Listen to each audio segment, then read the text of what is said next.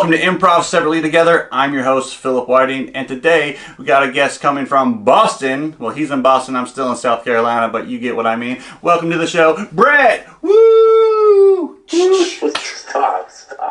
Sit down. No, I'm going to give you the slow clap for no reason. Thank you for coming on the show today. Yeah, thanks for having me. Excited to be here. You picked a good day because my back hurts. I heard it this morning. Doing nothing. Getting old sucks. So go ahead and introduce yourself to the audience. Let them know a little bit about yourself. Yeah, so Brett Bovio from the mean streets of Tewksbury, Massachusetts. Up here we all say Boston, but no one really lives in Boston.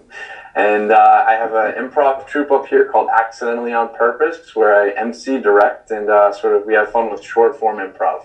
Nice. Anything else you want to talk about yourself? I mean, we got time. Yeah, Pisces, my social security is 02. No, we'll get into that later. And I need your mother's maiden name. Thanks for that. Well, okay, so with this show, what I've been doing is I've been meeting with people online. Most of them are improvisers because it's called Improv Separately Together. Basically just reaching out, seeing how they've been doing during the whole pandemic that we're going through. So I'm just going to ask you about 5 questions, and that's it. Pretty simple. Awesome. Let's do it. All right, let's jump right into it. All right, with the whole coronavirus going on, what changed in your day-to-day process? Ooh, everything.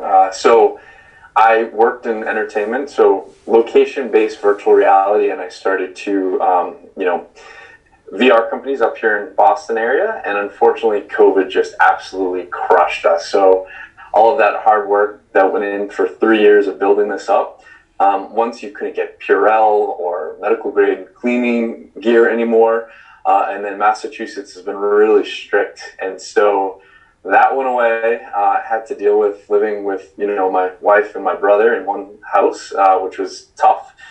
And then the good thing is I kind of got into grinding my own beans and French press coffee. So there has been a little light at the end of the tunnel. There's always ups with the downs. That's right. Okay, so we're all home a lot more now because of this. What do you like about being home so much? Sure. I like the fact that it's forcing me to slow down and kind of appreciate the little things. Like I said, taking time to make coffee the right way, going outside and just kind of enjoying nature.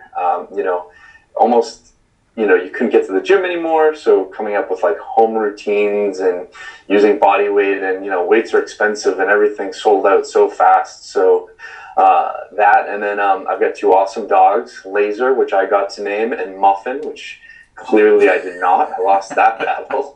And with her, of course, my biggest fear was her getting off leash and me having to run after her, yelling out, "Muffin!"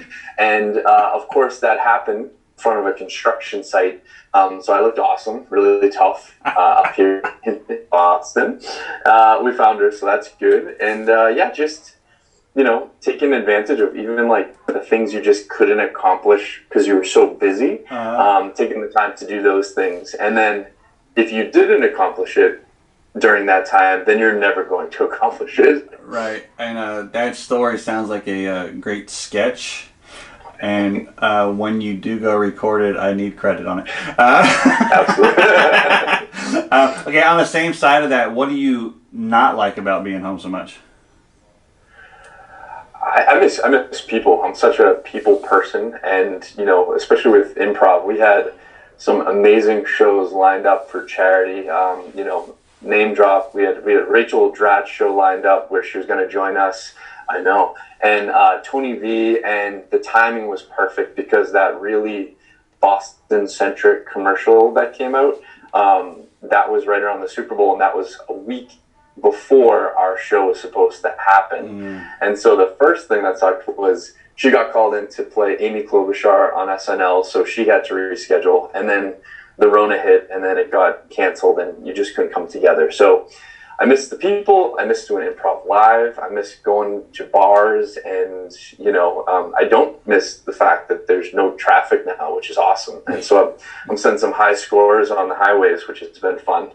Yeah, it was. I noticed it like in the last couple of weeks that where all these cars come from, everyone's back to school and work, and I was like, I'm glad you guys are. Can't go back to traffic. I'm glad you guys are back to work, but I like the road empty.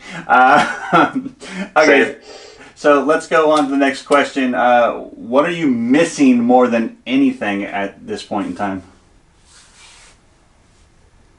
Normalcy. Just, eye contact with people and not having to scold someone for going down the wrong way in a grocery store because it's one way only, and being able to like hold doors open for people and it not be weird. Like I'm a handshaker, and that is just gone, and that's probably never going to come back. I know. Everything's with your eyes, and just being able to breathe normally, go to the gym without wearing a mask. That's a lot of big changes. You're gonna have to become a head nodder. Over aggressive. How are you? Good day. All right, so this is the last question in the series. Things are starting to open up slowly but surely. What do you feel is the safest for you to go out and do? What's the safest right now? Yeah. What do you feel safe going outside and doing? I feel like camping has been really good for like something that is just starting to open up, which is odd. And we've got a trip to Maine scheduled, but we still have to do a test. But going back to the gym has been great, minus the mask thing, right? Because people are now actually cleaning down their equipment and yes. doing the thing they should have always done, but they're now aware of it and they're doing it that way. So that's been a good thing to go back to. And you can go, if you would have done this the whole time, this never would have happened. You can blame them for the whole thing. And they always take the temperature scan. And so I always mention that I prefer the old school method, and they always frown upon that. You know what I mean. You want to be baby temperature. No. Mouth. Oh, mouth, okay. Had to be clear. He said I knew, and he was wrong. Different device. Okay. So that is all the basic questions. But I hear you have a friend with you here today. I do. Go ahead and get them, and okay. I'll do another introduction for that. Sounds good. All right. He went to go get his friend. I don't know who Brett is bringing with him today, but let's go ahead and meet them now. Hello. Phil, how are ya? I'm good. How are you? Good to be here. Sorry. First of all, what is your name? Oh, Mark. Mark Sullivan, but Mark. My friends, they call me Parker for obvious reasons. Yeah, sure. Did Brett let you know what was going on today? No, he doesn't tell me much. Okay, so basically I'm reaching out to people and seeing how they've been during the whole pandemic. I'm just going to ask you about 5 questions, if that's okay. Oh, that's wicked awesome. Let's do it. All right. Okay, so through this whole pandemic, what changed in your day-to-day process? Oh, man. Everything. They took away our sports. You can't even, go meet chicks in the bars anymore. It's totally different. There's nothing to do. All I'm doing is playing video game and verbally abusing young children on the Xbox. Oh, okay. So you're upset that you can't go out and watch sports, basically. What else is there? I'm just confirming what you said. I'm with you. That's what I said. All right, awesome. Okay, so we're all home a lot more. What do you like about being home? Schooling those same kids on the Xbox, they don't even know the savage beating that's coming their way. You know what I mean? Right. You know what I mean? Right. Kids. Nice. Okay, so on the other side of that, what do you dislike about being home so much? My mom, she's like, hey, you're 37 years old. You have to get out and get a job. Like, get off the Xbox. And I'm like, shut up. Go get some dunks. And it just, it's not good. It's not good. It's not good for the relationship and my psyche. You know what I mean? Exactly. Okay, I get that. All right, so let's think about what are you missing more than anything during this time? My boys at the bar watching the Bruins beat the Tampa Bay Lightning, but unfortunately not this year. We kind of we didn't show up. I know. Nice try. Right? Nice try. I know. But you know what? Last year they were too scared to face us. That wasn't it. And I'm only saying that I'm not a big hockey fan, but I am from the Tampa Bay area, so in your face. So Clearwater, I hear? I'm from Clearwater. I heard of it. Yep, it's a great place. It's hot, but it's great. All right, so a lot of things have started to open up. Restrictions are being lifted little by little. What do you feel is safe enough for you to go outside and do? To be honest, I don't even think the Rona is a real thing. So I have felt pretty safe doing whatever I wanted to do. But really, once the clubs and the bars start opening again, I'm going to be on that dance floor killing it. Oh, nice. Okay. Well, you're allowed your opinion, no matter how right or wrong it could be. I didn't say you were wrong. I said either way. Okay, that's all the basic questions I actually have for you today. Is there anyone that you would like to give a shout out to right now? To my inspirational hero, Nomar Garcia Parra. I've always been a big fan, and if he's watching today, I want him to know that I still respect him and everything he's done for our city.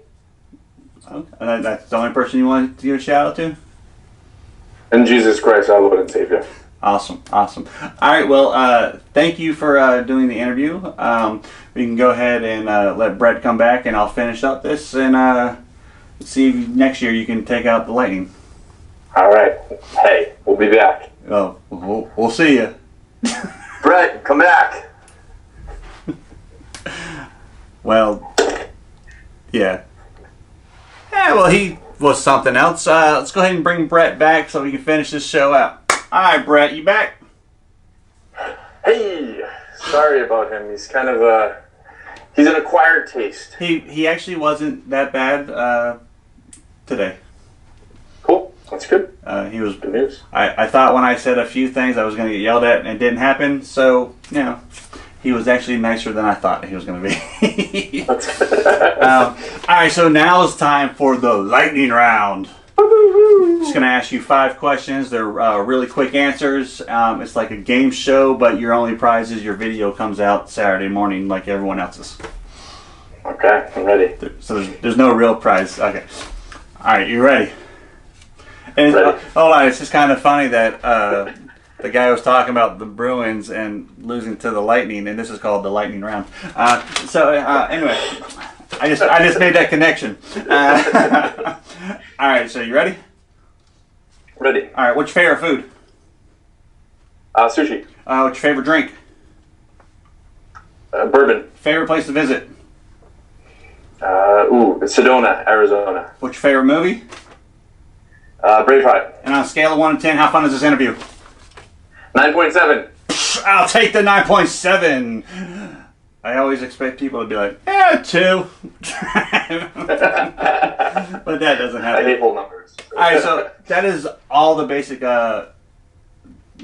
basically that's the show. You got any shout outs that you would like to give?